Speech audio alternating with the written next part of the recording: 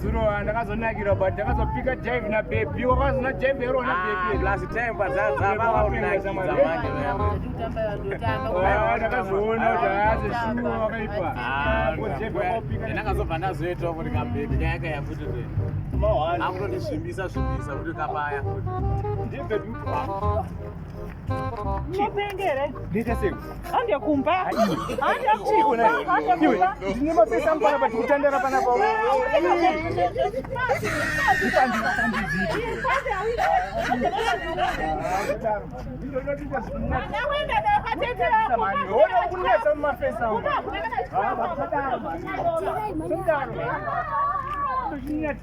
Agora unyadzisa ndizvabe. Ina simana tiki kandi. Yakusira chikafu mumbango bado usira chini. Wala kupi nasi. Wala kupi nasi. Ande kana tete apa mapune mapne nyanga mnayo. Pambi kutaseko kuzokutore. Kuzokutore.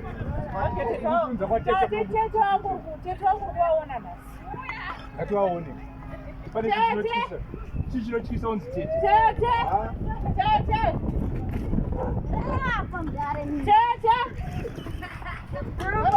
Wapurisa mama wako ere.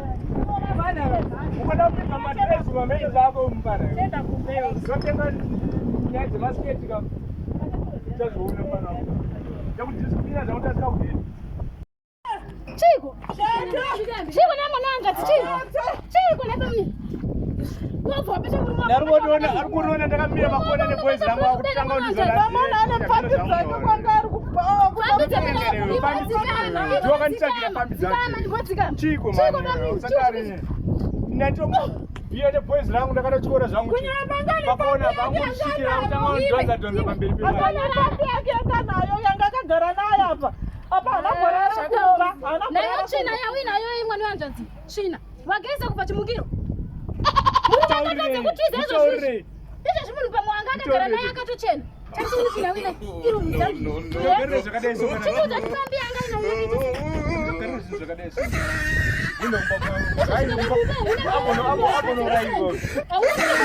Aba tikafika kuchira Tete ziko kumba chini. Ndakatogeza. Wona ndichocho.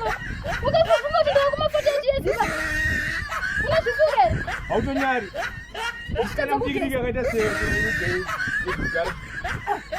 Sikaweka murume mumba urikuzvizwa. Ndisa kugeza. Izvo zvimana mani. Ndiri kukuudza zvinoita kuti ugare mumba. Ya, maisha kuna Tete. Wakatozani. Mutauriri wedzire street. Aziwe zvekuita. Unochitiva kuti vageza vakatodzana. Yes, Tete. Wedzerai. Wedzerai Tete. Yes.